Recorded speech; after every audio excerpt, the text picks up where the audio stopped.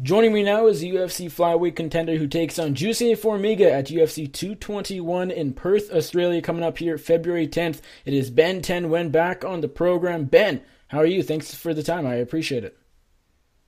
I'm good, man. I'm good. Not a problem at all. Love being on your show. It's a lot of fun. So, not a big deal. I Ready to remember do this. I remember last time we had you on, which was way back in January of 2017, as I said off air, so it's been a while, so good catching up. But I remember I think you enjoyed that conversation because it wasn't just fighting. We talked about motorcycles, talked about video games, and so it's good to just Yeah. sit and chat sometimes, so I'm looking forward to this. Heck yeah. Me too. Let's But do it. although I do mention that, we got to talk about MMA. You're an MMA fighter. You're a UFC Oh, contender. man. We have to start with some fighting. I hate to say Oh, it. is that what you called me for? Yeah, I don't blog about motorcycles, although that would be interesting. But maybe if I do end up getting a motorcycle or video game gig in the future, we can You could just stick blog to about that. anything you want to. That's true. Yeah, that's a good idea to have. You can do anything you want in life, and Pretty much. you'll be successful. But first off, you're coming off a layoff. You last defeated Tim Elliott by a quick submission in round number 1. That was back in June. So we haven't seen you for quite some time. Were you hurt and you just didn't let anybody know as far as the public goes? Were you just trying to get a fight and couldn't? Why have you not fought since June? It's not a super long layoff, but is it maybe longer than you'd like? Yeah, we were trying to get on the UFC Sydney card, which was back in November. So that would have been a good fight for me to get onto, but we just couldn't find the right opponent at the right time.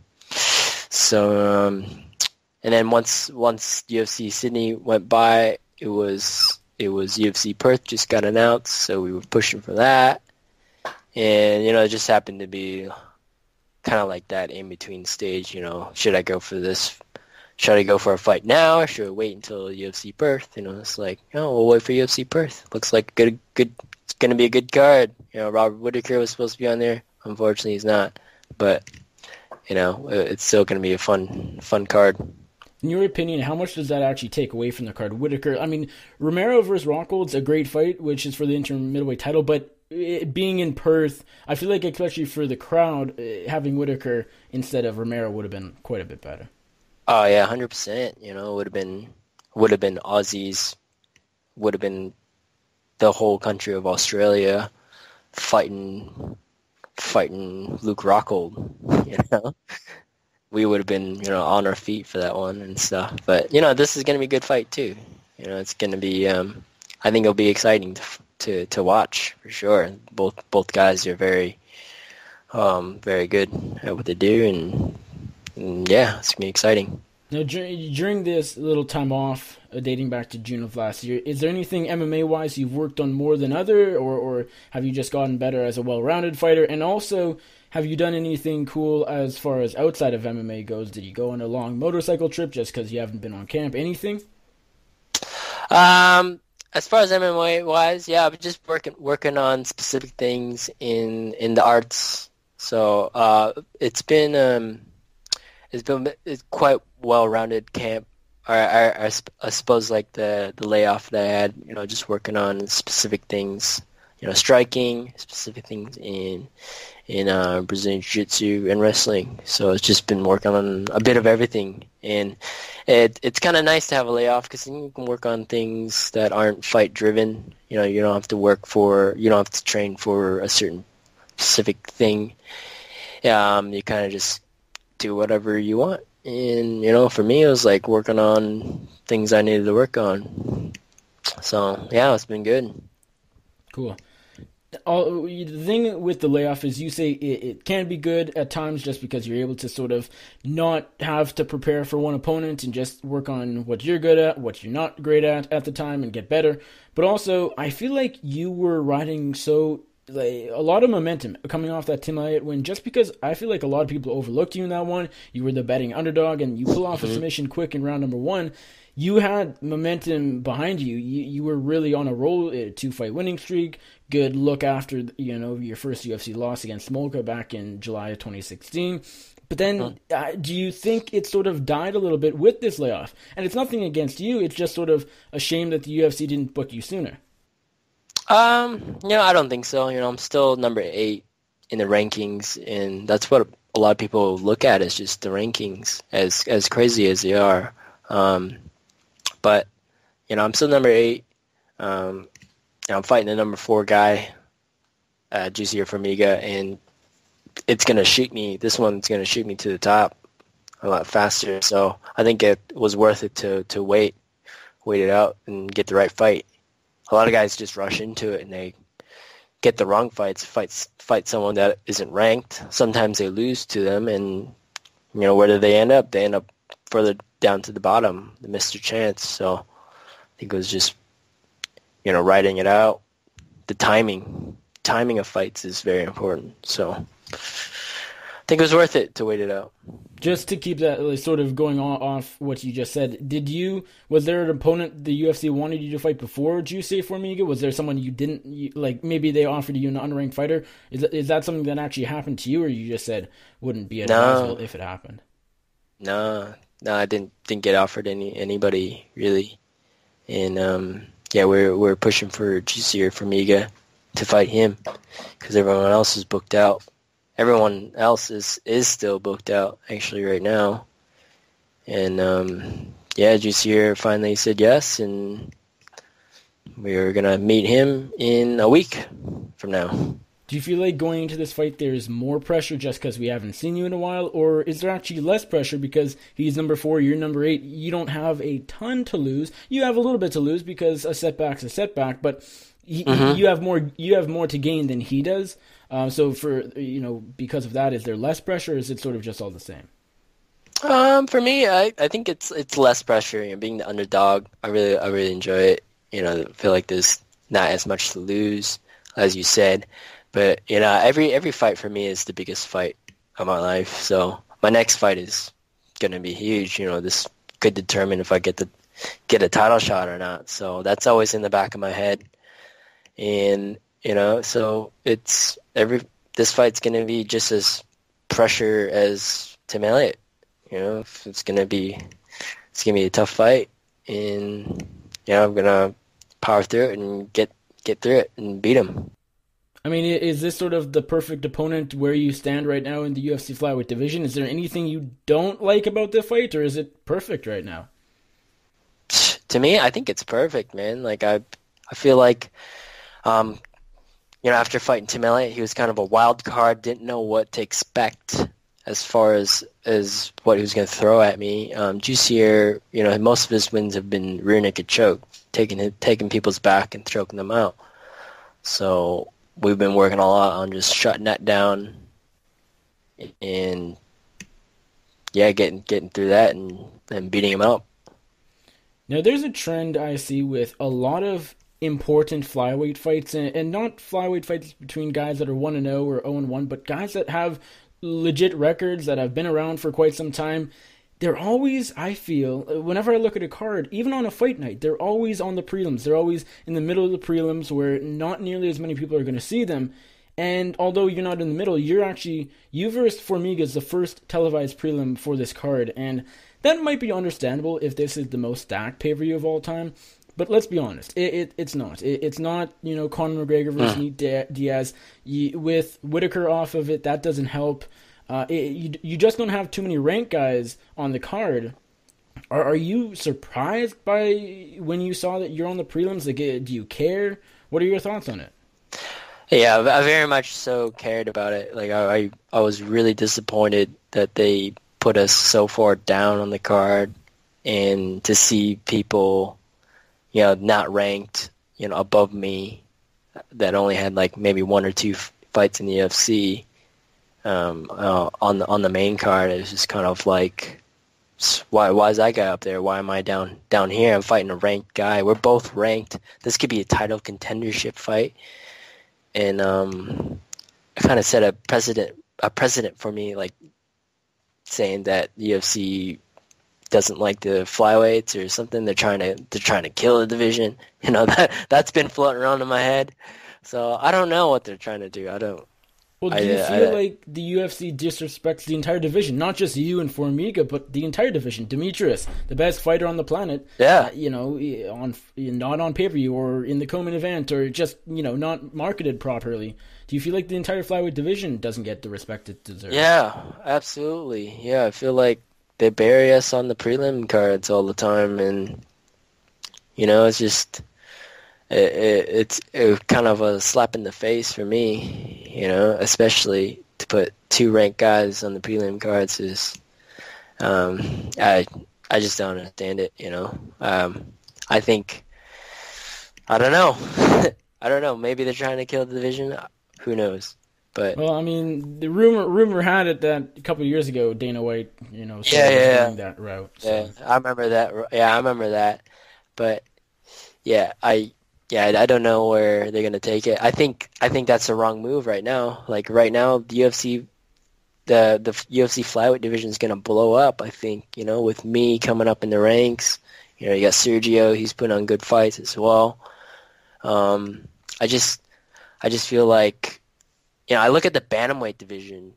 Bantamweight division gets so much more respect, and it's only 10 pounds. 10 pounds. What's 10 pounds?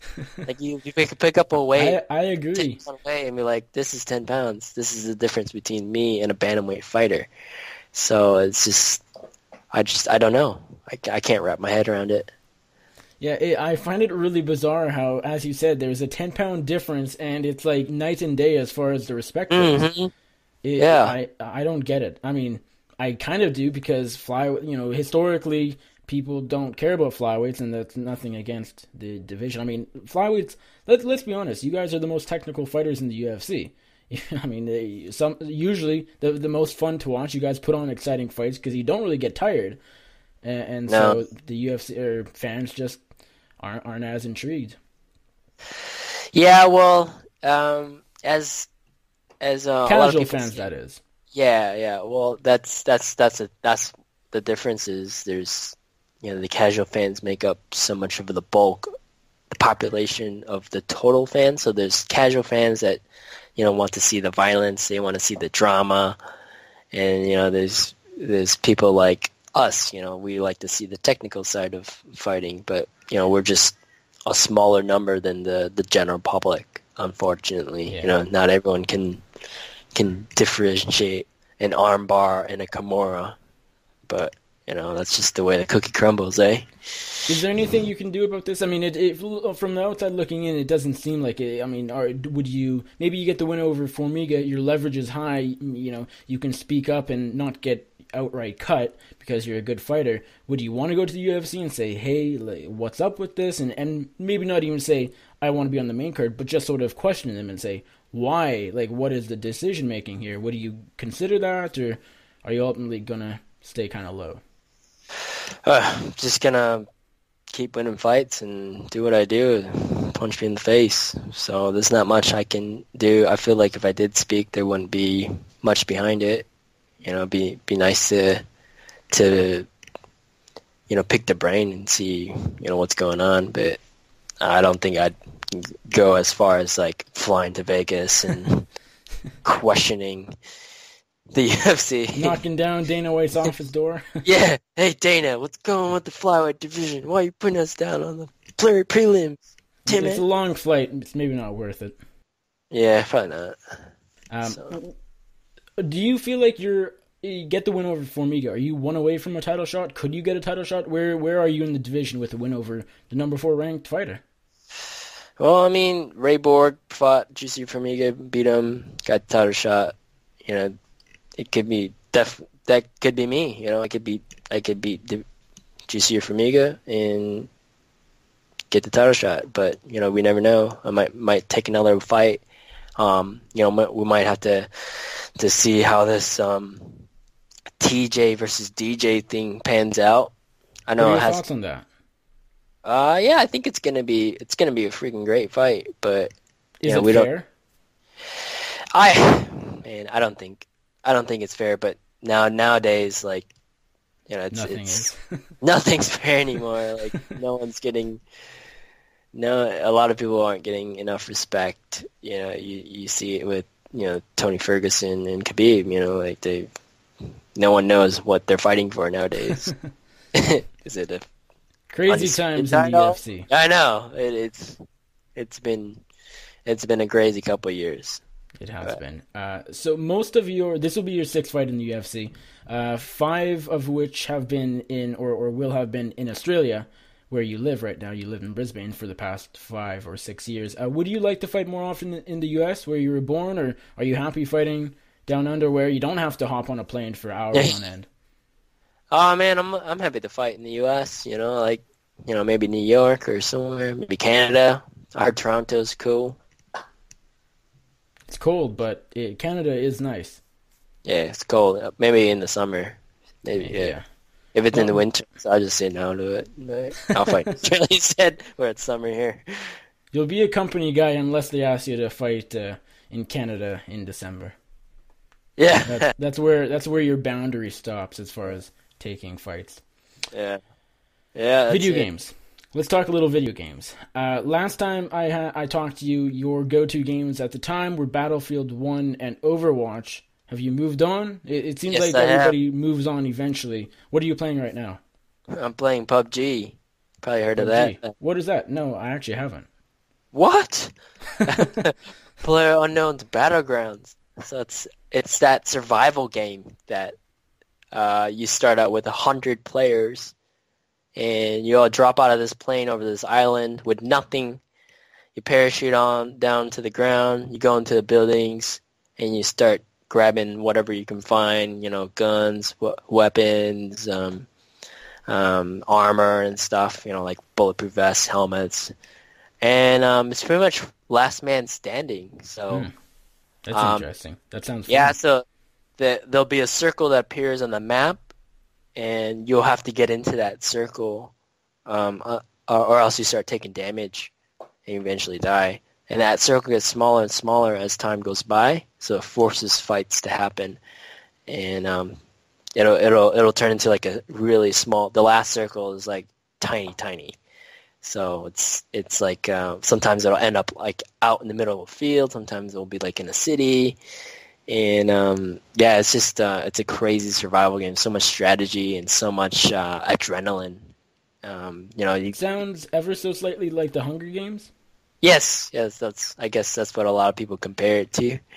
But it's such a big rush. Like you can be like inside of a building hiding, and somebody knows that you're in there, and they're walking up the stairs, trying to find you and stuff, and you're like huddled in this corner, waiting for them to come by, and your heart's just pumping, knowing this guy's looking for you and stuff. And in some way, it kind of helps me with fighting. Like, helps me I've got to calm myself down in these pressure situations. This game, my heart's racing, and it just helps me practice getting my heart rate down, calming down. Self-talking myself down, and I think it's the same for fighting. You gotta do the same thing.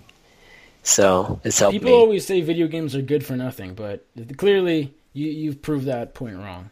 Yeah, there's always some benefit you can find out of anything. Just gotta think positive. That game kind of reminds me. Have you ever heard of the computer game that is no more? It was called War Z. And then I think because of the movie World War Z, they actually had to change it. That was like more almost Walking Dead. Like it was more based on zombies. Yep.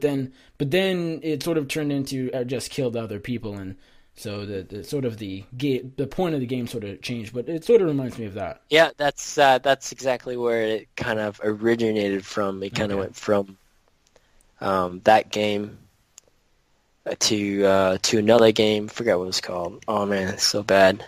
Do you play on PC or a console? PC. Okay. Is it available on consoles or just PC?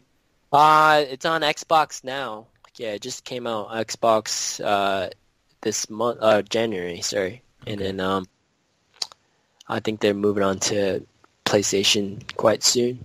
So it's quite taken off. It's one of the most played games right now. Like. The record was 3 million concurrent players playing at once. That's a lot. I think the second most was like not even 1 million.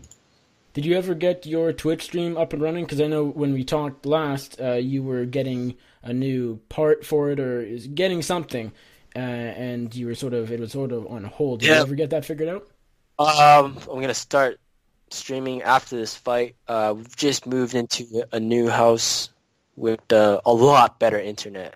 Like I was getting into the last house I was living in, I was getting point 0.5 megs up, so I wasn't able to upload very fast.